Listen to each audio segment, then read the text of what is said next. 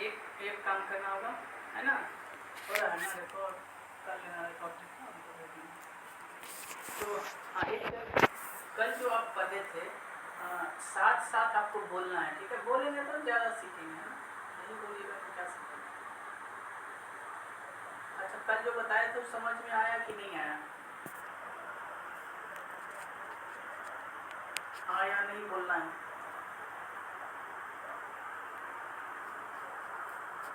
Okay ठीक है, एक बार शुरू से ही पूरा को हम बता दे रहे हैं, ठीक है, 5 मिनट लगेगा, उसको रिकॉल करवा देते हैं जो कल बताया था, ठीक, ध्यान से सुनिएगा। और जब जब पूछे ना तो आप बोलिए, है ना, बोलेंगे तो ज़्यादा सीखेंगे, ठीक है। चलिए हम शुरू करते हैं। कल जहाँ से हम बोले थे फिजिक्स को डिफाइन करने के लिए कुछ physical quantity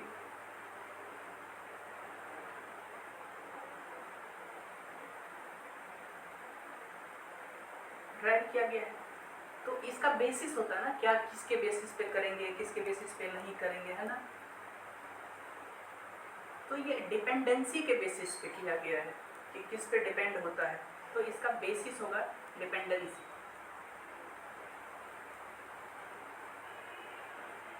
on the basis of dependency. तो इसमें 3 तरह से इसको डिवाइड किया गया था, कल आपको बताया था इस तरह से। एक तो होता था फंडामेंटल,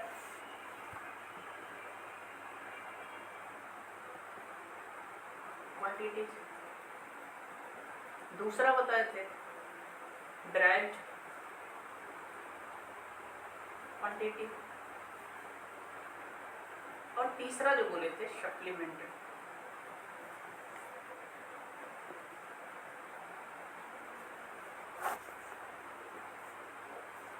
देख लीजिएगा, इस पर पेन टाइप पे थोड़ा सा राइटिंग का इशू। फंडामेंटल क्वांटिटी ऐसा क्वांटिटी कल बताए थे, आपको याद होगा शायद। हम बोले थे फंडामेंटल क्वांटिटी ऐसा क्वांटिटी होता है जिसको डिस्क्राइब करने के लिए किसी दूसरे से हेल्प नहीं लेना पड़ता है। साइंटिस्ट ने ड्राइव किया है कुछ यूनिट, ये उसी के बेसिस पे इसको लिख लेते हैं, इसको दूसरे से किसी से हेल्प लेने की जरूरत नहीं है, खुद ही लिख लेते हैं इसको। तो फंडामेंटल क्वांटिटी कितना बोले थे कल, अगर आपको याद हो तो 7 बोले थे। वेरी गुड, 7 बोले थे। उस 7 का नाम भी याद होगा क्या आप लोग को? ठीक है। अच्छा, ड्राइव क्वांटिटी किसको बोले थे?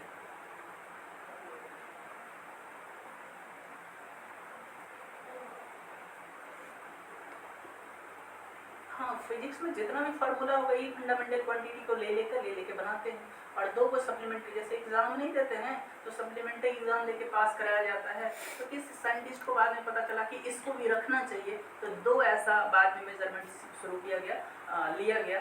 एक जिसको प्लेन एंगल बोलते हैं और दूसरा सॉलिड एंगल, इसके बारे में अभी चर्चा करेंगे। जो कल हम बताए थे, ये बताए थे, थोड़ा सा इसमें कलर चेंज कर लेते हैं इसको, लेंथ बोले थे, नहीं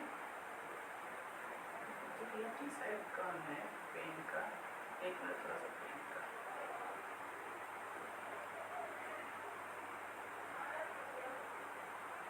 क्यों अति हो रहा है, अच्छा से कलर नहीं हो रहा है।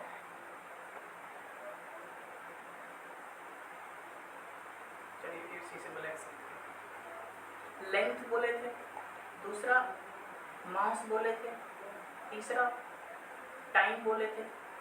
साथ साथ बोलना है, चौथा क्या बोले थे? वेरी गुड, बोलते जाइए। तो थोड़ा हम लिखेंगे, इसको छोटा कर लेते हैं। टेम्परेचर, उसके आगे करंट, उसके बाद अमाउंट ऑफ सब्सटेंस, और भी कुछ था क्या? हाँ, ल्यूमिनस इंटेंसिटी, ठीक है। अच्छा, ये बताइए इसका लेंथ को मेजर करते हैं किसमें? मीटर में। तो आपको मीटर लिखना होगा। इस पेन में ऐसा क्या हो गया है, कलर में सही से नहीं आ रहा।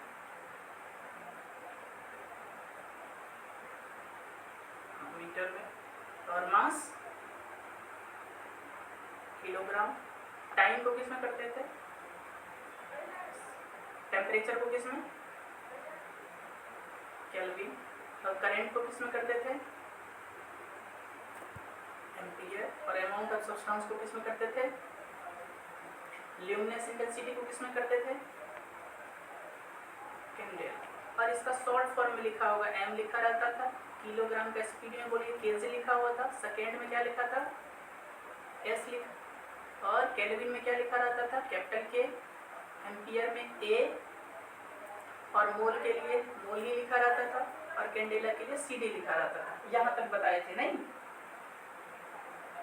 बोले थे ड्राइव्ड क्वांटिटी जो भी लिखते हैं, जैसे हम लोग एरिया का लिखेंगे तो एरिया में क्या लिखते हैं? Length into breadth. तो इसको लेंथ बोलिए किसमें मेजर करते हैं? मीटर में। ब्रेड्थ चौड़ाई, चौड़ाई किसमें मेजर करते हैं? ये भी तो लेंथ ही है ना, इसको मीटर में मेजर करते हैं। तो बोले थे इसका भी एम और इसका भी एम, मीटर स्क्वायर हो जाएगा। तो ये देखिए जो भी फॉर्मूला होगा, चाहे एरिया का हो गया, वॉल्यूम का हो गया, ठीक है, डेंसिटी का हो गया, या फिजिक्स में जो भी फार्मूला होगा कहीं ना कहीं इसी फंडामेंटल क्वांटिटी से मिल करके बना होगा। ये कल हम आपको बता चुके थे, इस पर और बहुत सारे हम फार्मूला लिखे थे, लेकिन आपको रिवाइज करा रहे हैं, तब इतना ही बताएंगे। उसके बाद आते हैं सप्लीमेंट्री क्वांटिटी में। तो इसका स्पेस यहाँ थोड़ा सा कम है, नीचे इसको लिखते हैं। अच्छा, यही आपको डाउट था नहीं?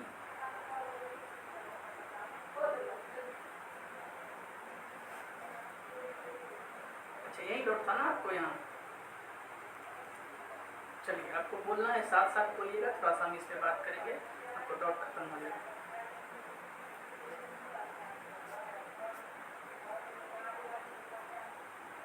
चलिए, यहाँ है, हम बोले थे सप्लीमेंट्री क्वांटिटी, ये बोले थे कि इसमें दो लिया गया है। आज तक आपने जो पढ़ा होगा, एक प्लेन एंगल पढ़ा होगा नहीं? सुन रहे हैं क्या? सॉलिड एंगल अभी आप नहीं पढ़े होंगे। एक चैप्टर पढ़ेंगे, ग्रेविटेशन चैप्टर, 11th का चैप्टर है। और फिजिक्स में 12th में जब जाएंगे इलेक्ट्रोस्टैटिक्स, तो गॉस थ्योरम पढ़ेंगे, या गॉस लॉ जब पढ़ेंगे तब वहाँ आपको मिलेगा सॉलिड स्फीयर, तो सॉलिड स्फीयर में आपको मिल जाएगा। तो यहाँ वहाँ जाकर अच्छे से और बताएंगे क्या होगा। प्लेन एंगल तो आप पढ़ते आए होंगे कि ट्रायंगल जब बनाते थे, इस तरह से जो एंगल बनता था, इसके बीच में जो एंगल बनता था, इसी को प्लेन एंगल बोलते हैं, जो प्लेन में होता था, इस तरह से जो एंगल फॉर्मेशन होता था। अब देखते हैं ये प्लेन एंगल को डिफाइन कैसे करते हैं। तो डिफाइन करने के हम आपको बताए थे कि एक सर्कल ड्रॉ करते हैं,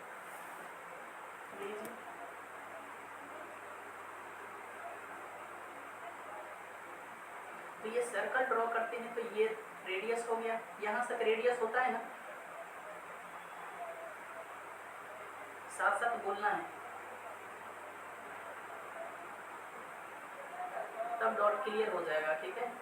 अच्छा, ये बताइए, आपने 10th में ये पढ़ा होगा कि ये भी रेडियस है, ये भी रेडियस है, हाँ या ना बोलिए।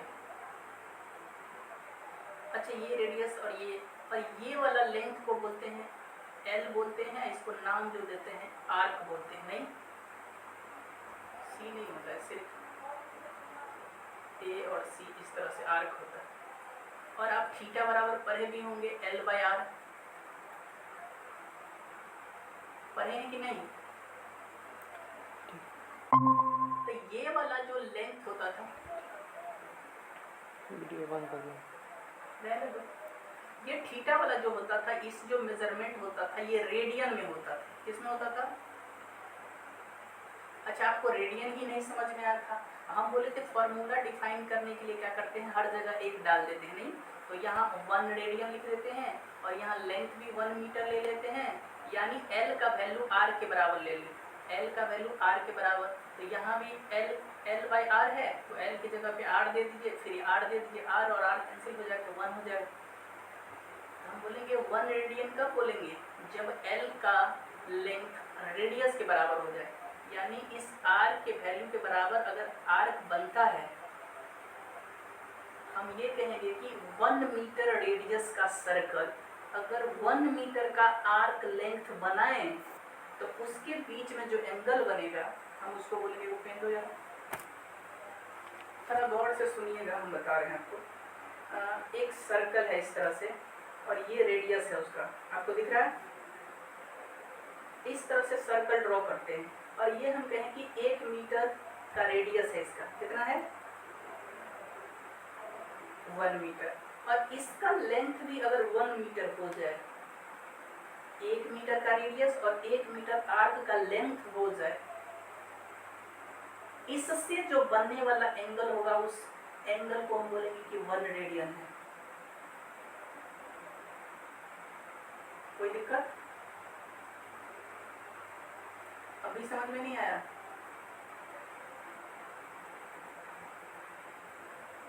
सुन पा रहे हैं या नहीं? समझ में आया? चलिए, 1 रेडियन का मतलब समझ में आ गया।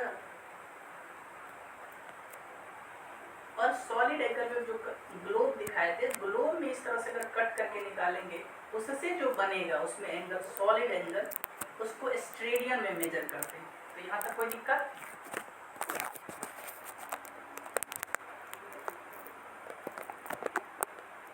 चलिए आगे बढ़ते। उसके बाद आपको जो पढ़ाएंगे उसके बाद यूनिट पढ़ाए थे, नहीं? Unit of physical quantity. Unit of physical quantity में बोले थे आपको एक FPS होता है, एक बोले थे CGS होता है, एक होता है MKS होता है, एक होता है SI यूनिट। इसी पे हम बात करेंगे। अच्छा, इसको क्यों नहीं पढ़ते हैं? पहले जो बोले थे ब्रिटिश वाला यूज करते थे।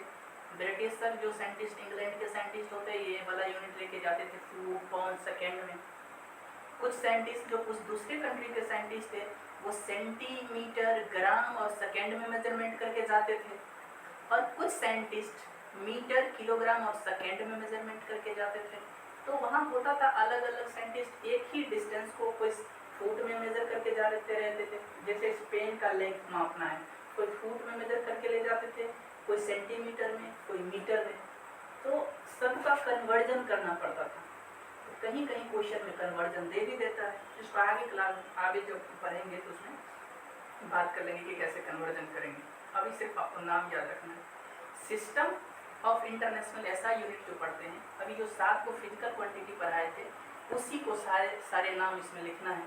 कौन कौन? तो वही लेंथ के लिए मीटर, मास के लिए केजी, और टाइम के लिए सेकेंड, और करंट के लिए क्या मुझे बताए थे? एम्पियर, और टेम्परेचर के लिए क्या बताए थे? केल्विन, और अमाउंट ऑफ सब्सटेंस के लिए क्या बताए थे? मोल, और लास्ट में था ल्यूमिनस इंटेंसिटी। ये लाइट को मेजरमेंट करने का इंटेंसिटी मेजरमेंट करते हैं, जो कैंडेला में करते हैं, और CD लिखते हैं।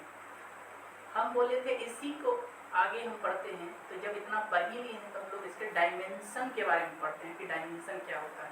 इसके बारे में भी चर्चा किए थे आपको, कुछ क्वेश्चन भी बनाए थे आप लोग, क्वेश्चन भी बन रहा था। डायमेंशन हम बोले थे बहुत कुछ है, ये 7 का डायमेंशन डिफाइन किया गया है, लेकिन हमारे जो काम का है 4 ही डायमेंशन बोले थे। वो 4 डायमेंशन कौन कौन है उसी को पढ़ना है। जैसे लेंथ के लिए आपको बताना है, लेंथ के लिए हम कौन सा डायमेंशन बोले थे? मास, हाँ L बोले थे, और बोले थे ये बिग ब्रैकेट में बंद कर दीजिएगा। मास के लिए क्या बोले थे? M बोले थे, और टाइम बोले थे, नहीं टाइम के लिए क्या बोले थे? T, और एक और होगा, बताइए चौथा, करंट को डिफाइन करने के लिए। अब 12th में जाकर के पढ़ेंगे तो इसमें ये यूज होगा, ठीक है। तो क्या होता था इसमें? करंट में A होता था, नहीं? यहाँ तक हम आपको बताए थे। यूज नहीं, तो ये 4 है। अब देखिए जो भी पूछे आपसे फार्मूला, एक ये हम लिस्ट बना के दिए हैं, और आप तो हम अभी बना ही रहे थे, तो थोड़ा सा ये आपको भेजे भी होंगे, और इस पर आपको देखिए थोड़ा सा हम इसमें बनाए हैं, दिख रहा है आपको? चलिए ये आप लोग के लिए ही बनाए हैं। और ये 1 मिनट, ये आपको थोड़ा सा इफेक्ट कर देते हैं।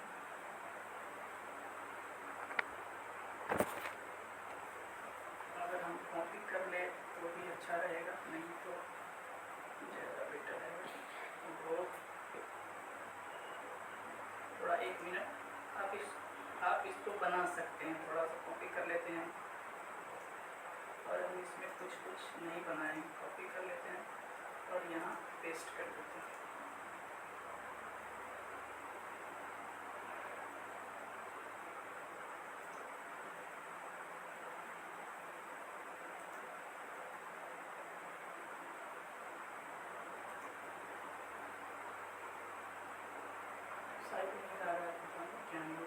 चलिए आप यही देख लीजिए, ठीक है। अच्छा ये बताइए, आपको फार्मूला जैसे बता दिया जाए कि एरिया का फार्मूला लेंथ इनटू ब्रेड्थ होता है, तो लेंथ किस में मेजरमेंट करते हैं? एल है तो उसका एल भी, इसका भी हो गया एल लिखेंगे, और इसका बी का भी एल लिखेंगे, तो एल और एल एल स्क्वायर हो जाएगा क्या? तो आप ये बताते जाएंगे और आपको इस साइड आप नहीं दिखेगा, सिर्फ आपको ये बताना है और डायमेंशन फार्मूला खुद आपको बताना है कि क्या होगा। वॉल्यूम का बताइए, फार्मूला होता है एल बी एच, लंबाई चौड़ाई और ऊंचाई। अब इसका क्या लग रहा है, क्या होगा? एल का पावर 3 नहीं। अच्छा यहाँ डेंसिटी लिखा हुआ है मास बाय वॉल्यूम, जो वॉल्यूम अभी पढ़ के आए हैं वही वॉल्यूम की बात कर रहे हैं। तो यहाँ रहा मास का बताना है और यहाँ वॉल्यूम का बताना है, डिवाइड करके बताइए क्या हो जाएगा। ऊपर में m लिखेंगे और नीचे में L3 है, तो L3 ऊपर ले जाके बोले हैं, ऊपर जाके रखना है, कैसे लिखेंगे? वॉल्यूम का L3 अभी बताएं आप, L का पावर 3। वेरी गुड, ऐसे ही लिखना है। स्पीड का देखिए, डिस्टेंस तो लेंथ होता है, तो इसका L हो जाएगा, नीचे में टाइम है, ऐसे करके जितना फार्मूला है, अगर इस सब का फार्मूला जैसे जैसे जिस चैप्टर में जाएंगे, तो मान लीजिए काइनेमेटिक्स चैप्टर पढ़ेंगे तो काइनेमेटिक्स में स्पीड मिलेगा आपको, वेलोसिटी मिलेगा, एक्सेलरेशन मिलेगा। उसी में आगे पढ़ेंगे तो मोमेंटम मिलेगा, न्यूटन लॉ ऑफ मोशन पढ़ेंगे तो फोर्स मिलेगा। देखिए फोर्स तो आपको पूरा है, electromagnetic force, electrostatics force, gravitational force, सब में फोर्स है। तो सबका फोर्स तो होगा, तो उसका सबका डायमेंशन फार्मूला आप निकालेंगे कि नहीं? और आपको बोले भी थी फोर्स का याद भी रख लीजिएगा, याद है आपको? बोले थे m l t-2, याद ही रख लेने के लिए बोले थे। आप बताइए, आपके एनसीईआरटी में बोले थे, एनसीईआरटी में पूरा भरा हुआ है, जो जो फार्मूला आपको दे देगा तो आप खुद से बना सकते हैं कि नहीं? वेरी गुड, अभी आपको वही दिखा देते हैं हम, थोड़ा सा रुक जाइए, मेरे पास होगा,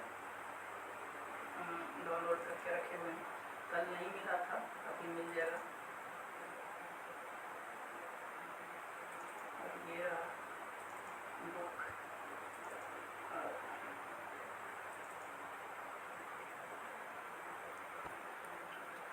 कल जो बताए थे, ये देखिए आपको यही कह रहे थे, एनसीईआरटी में खोजना है।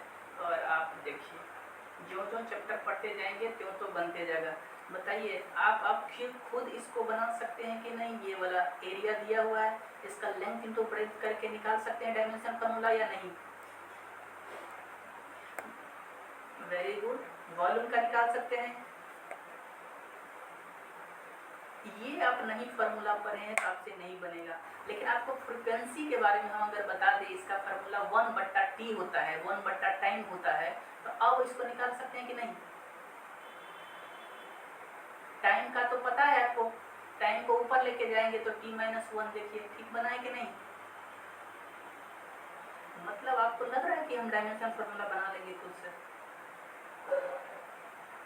वेरी गुड, यही होना चाहिए कि आपको समझ में आना चाहिए। चलिए अब हम आगे इससे आगे बताते हैं।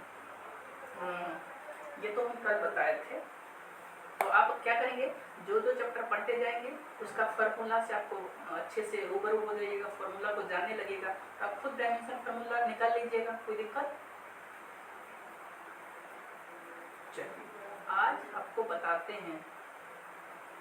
अच्छा वो तो बताए थे on the basis of dependency, नहीं? पहला दिन बताए थे ऑन द बेसिस ऑफ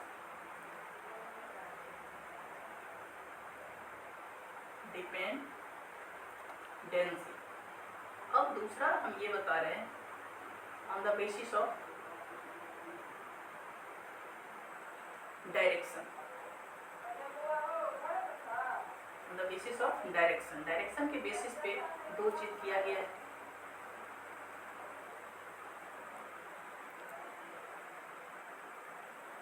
अच्छा, एक नाम आप सुने होंगे अगर फिजिक्स में पढ़े होंगे तो, स्केलर, और नहीं सुने होंगे तो अभी तो बताएंगे।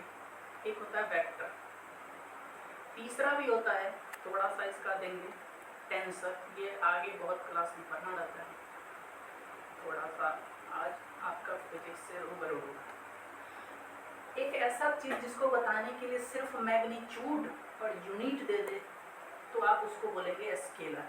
सर समझ में नहीं आया क्या बोल रहे हैं, मैग्नीट्यूड और क्या बोल रहे हैं, यूनिट। अच्छा, ये बताइए कि जैसे मास किसी का बताना है, जैसे 5 kg है, 10 kg है, और मतलब 20 kg है, कुछ भी kg है, तो सबसे पहले क्या करते हैं, पहले जैसे मान लीजिए 5 kg है, तो क्या बताइए, नंबर है ये, है ना ये नंबर, हाँ या ना बोलना है आपको। तो ये नंबर है और इसके साथ क्या लगा हुआ है, इसको क्या बोलते हैं, अभी पर क्या है, इसको यूनिट बोलते हैं। फिर इसमें इसको यूनिट बोलते हैं, क्या बोलते हैं। तो देखिए, किसी को बताने के लिए सिर्फ नंबर और यूनिट काफी होता है, जिसको डायरेक्शन बताने की जरूरत नहीं होता है। जैसे 5 सेकेंड, अब ऐसा थोड़े बोलते हैं वेस्ट में 5 सेकेंड बज रहा है, ईस्ट में। देखिए, टाइम जोन अलग बात है, टाइम जोन अलग अलग डिफाइन होता है। जैसे इंडिया का टाइम जोन इलाहाबाद के नैनी जगह से पास हो रहा है, ग्रीनविच लंदन में है, उसके बारे में बात नहीं करें। ऐसा चीज जिसको बताने के लिए सिर्फ नंबर और यूनिट बता दे, जिसको बताने के लिए मैग्नीट्यूड चाहिए, सिर्फ डायरेक्शन की जरूरत नहीं होती, उसको स्केलर बोलते हैं। क्या बोलते हैं, हाँ। तो सिर्फ हम आपको नंबर बताएंगे और उसका यूनिट लिखा होगा, डायरेक्शन वगैरह के बारे में चर्चा नहीं होगा, कुछ एक्स्ट्रा नहीं बताना होगा, तो उसको हम बोलेंगे स्केलर।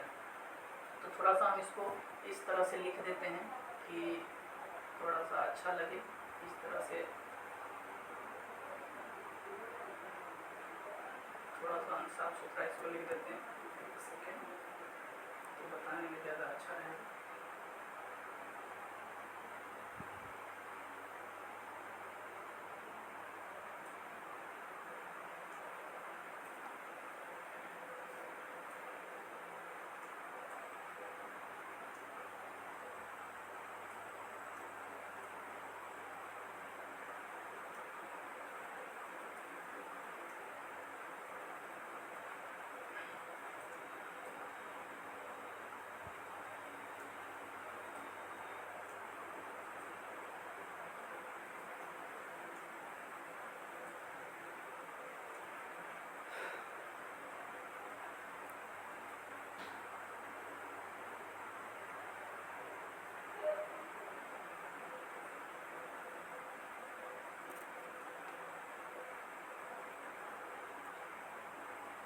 ये बता दिए आपको, 3 को बता दिए थे, टेंसर, वेक्टर और ये स्केलर।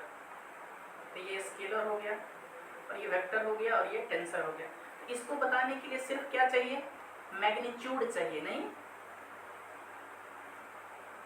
मैग्नीट्यूड मतलब वही, आप इससे घबराइए, मतलब n और u, n बोले तो न्यूमेरिकल वैल्यू, कुछ नंबर और उसका यूनिट, सिर्फ 2 ही चीज बता दीजिए, इससे स्केलर डिफाइन हो जाता है। इसको और कुछ एक्स्ट्रा बताने की जरूरत नहीं है।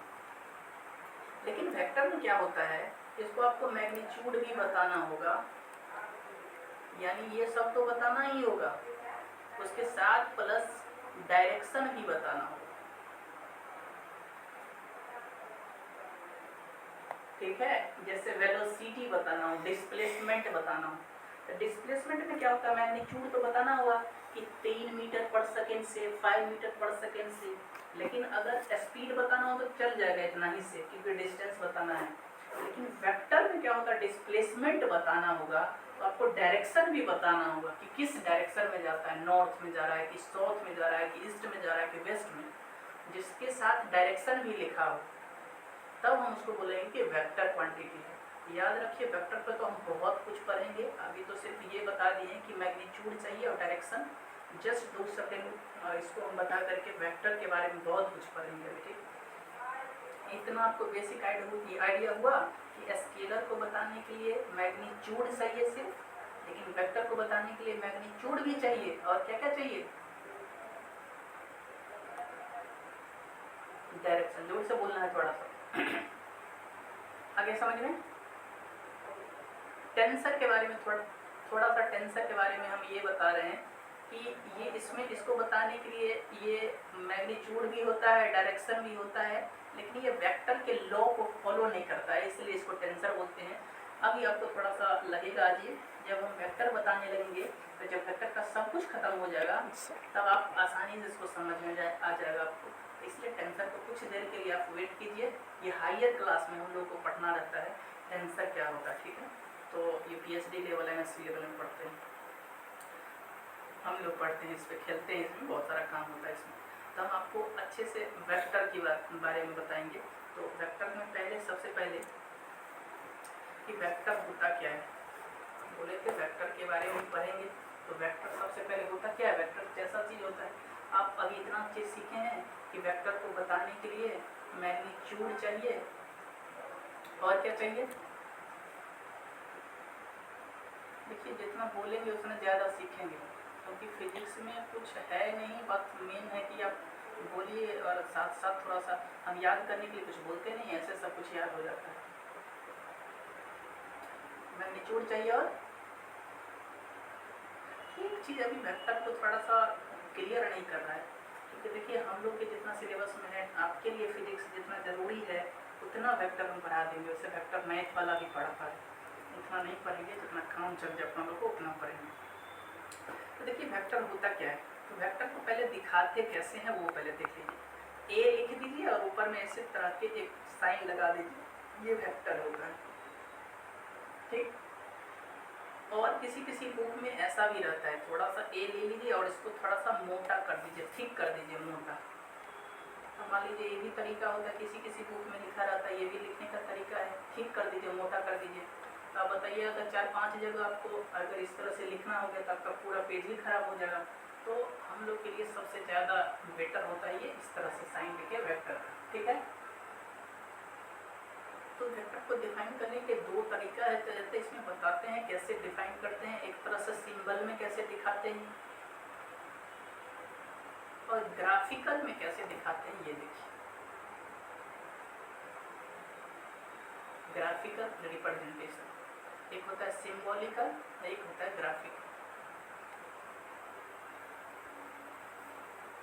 सिंबल में देखिए कैसा होता है, सिंबल में तो आपको बताई थी कि इस तरह से ऊपर में लिख दीजिए, ये हो गया वेक्टर साइन। ग्राफिकल में कैसे होता है सो देखिए, मान लीजिए हमको इतना बड़ा का दिखाना है, ये वेक्टर ए है, इतना बड़ा ये वेक्टर ए है,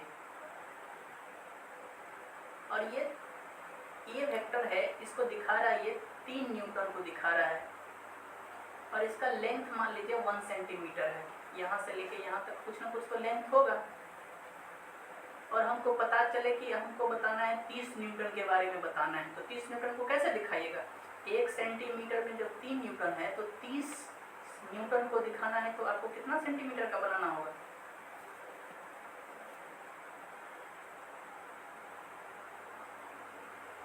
तो हो गया रिकॉर्डिंग, बंद कर दिया, बंद कर दिया।